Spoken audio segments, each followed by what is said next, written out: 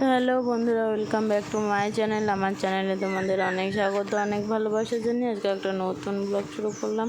তো তোমরাও থাম্বনেল দেখে নিশ্চয়ই বুঝতেই পেরেছো। তা দেখো, আমার মেয়ের প্রচণ্ড পরিমাণে ঠান্ডা লেগে গেছে, চোখ দিয়ে জল পেঁচুটি কাটেটা আমার হয়েছিল।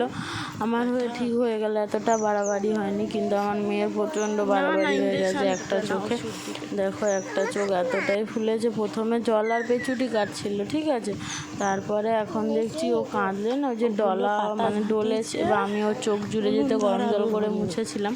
মুছার পরে এই যে আমরা ওর চোখ দিয়ে রক্ত জল মতো কাটছে। ওই জন্য এই দেখো ডাক্তারের কাছে নিয়ে এসেছি মেয়েকে পাথরে। ওই যে মা এসছে, মাকে নিয়ে এসেছিলাম সাথে, ডাক্তার দেখিয়ে নিয়ে এই যে মা ওষুধ নিচ্ছে। আর ওখানে আমাদের টোটো দাঁড়িয়েছিল, আমরা পাথরে গেছিলাম মনাকে চোখের ডাক্তার দেখাতে।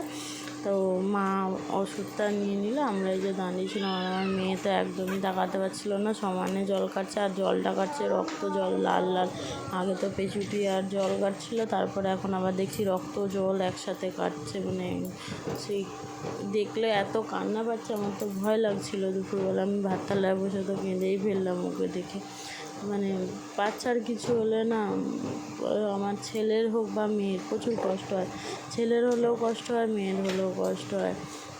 তো মেয়ের, আমার ছেলে অত ছোট, 10 বছরের ছেলে, আমার ছেলে পর্যন্ত কাঁদছে ওর বোনকে দেখে, এমন অবস্থায় স্কুল দিয়ে এসে। ও যখন দেখে গেছে তখন রক্ত বেরায়নি, তারপরে ও যখন স্কুল দিয়ে এসছে দেখছে রক্ত জল বেরোচ্ছে। তো এই দেখো মার ওষুধ নেওয়া হয়ে গেছে, আমরা টোটোয় বসে চলে যাচ্ছি বাড়ির দিকে। নানু বললো মা আমি মুদিখানে বসবো, ওই জন্য ওকে মুদিখানে বসিয়ে দিয়েছি, আবার তুলেও নিয়েছি, বেশিক্ষণ বসেও নি। এই যে বাড়িতে এসে কাপড়টা ছেড়ে নাইটি পরলাম। তোমাদের দাদাভাই চলে এসছে আজকে। ও বললো অনেকগুলো দড়ি, ঠাকুরের ডোর নিয়ে এসেছি, সবাইকে দিয়ে দিও, যাদের যাদের প্রসাদ দেবে। এই দেখো, তো আমার ভাগ্নিদের মানে পাশের বাড়িতে যে ননদ আছে, আমার নিজের কাছে বিয়ে দেওয়া হয়েছে, তো ননদের বাড়িতে দিয়ে দিয়েছি, শাশুড়িদেরও দিয়ে দিয়েছি ওদের। বাকি আমার জায়াগুলোর ঘরে এখানে দিতে হবে, জ্যাঠ শ্বশুরা খুব শ্বশুরা এদের ঘরে দিতে হবে। ওই জন্য সব ভাগ করতে বসে পড়লাম প্রসাদ নিয়ে। আর আমার মেয়ে বসেছিল, বসে বসে বদমাইশি করছিলো। মানে বাচ্চা মানুষ তো, বড়রা হলে জব্দ হয়ে যায়, বাচ্চা মানুষ তো, ভগবানের ওরা আশীর্বাদ আছে ওদের ওপর এখন। ওই জন্য ওদের কোনো মালুম হচ্ছে না, খেলেই যাচ্ছে, দুষ্টুমি করছে, এই করছে।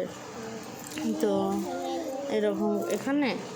তারপরে আমি এইটা দেখো, এটা ঠাকুরের সিঁদুর, তোমাদের দাদাভাই নিয়ে এসছে আমাকে। আমি ভাবলাম তাহলে এক কাজ করি, ঠাকুরের সিঁদুর যে ওটা আমার সিঁদুর কৌটোর মধ্যে মিশিয়ে নিই। বলতে আমার সিঁদুর কৌটোর মধ্যে এই যে ঢেলে নিচ্ছিলাম ঠাকুরের সিঁদুরটা। হ্যাঁ, একটুকুনি, বেশিও নয়, 1 চিমটা খানিক হবে ঠাকুরের সিঁদুরটা। তো ওই 1 চিমটা খানিকই আমি মেশাচ্ছিলাম।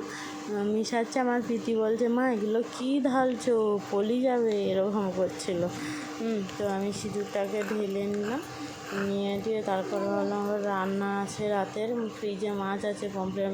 প্রীতি সিঁদুরটা দেখে আমাকে বলছে মা টুক পরিয়ে দাও, তুমি পরো। ওই জন্য ওকেও পরে দিলাম, আমিও পরে নিলাম। তো রান্নার ঝামেলা আছে রাত্রে, তোমাদের যে দাদাভাই যেহেতু ঘরে থাকলে খাও না খাও রাঁধতে হবে, সে বাঁচো আর মরো। তো যাই হোক, রান্না করতে হবে। ওই জন্য ভাবলাম কী রান্না করবো, ফ্রিজে পমফ্রেট মাছ আছে, আদা রসুন দিয়ে পমফ্রেট মাছটা ঝাল করি। এই দেখো সিঁদুরটা ঢেলে নিয়েছি। তো ভাবলাম আদা রসুন দিয়ে পমফ্রেট মাছ দিয়ে ঝাল করি, ইয়ে করি, ভাত করি। আর তোমাদের দাদাভাইয়ের বিরিয়ানি ছিল ফ্রিজে, ওটা ঘরে যেটা করা হয়েছিল ওটা ছিল ওর জন্য ফ্রিজে, ওটা গরম করে দিলাম। তো এই দেখো আমার রান্না কমপ্লিট হয়ে গেছে। আর এই দেখো প্রীতি বসে আছে, রান্না করে নিয়ে তারপর মনকে বলি মনু তো ঠাম্মা দাদু এসো ভাত খাবো একসাথে বলে, এই দেখো ভাত রান্না করেছি, সবার জন্যই করেছি। এবার ও কোনটা খাবে আমি তো জানি না, যেন তোমার দাদাভাইয়ের জন্য করে নিয়েছি রান্নাটা। তো এই দেখো দুপুরে চচ্চড়ি ছিল, দুপুরে চচ্চড়িটাও গরম করেছি আর রান্না করেছি। তো ভিডিওটা যদি ভালো লেগে থাকে অবশ্যই লাইক কমেন্ট শেয়ার করো, আমার চ্যানেলটা সাবস্ক্রাইব করে দিও। আজকের মতো টাটা।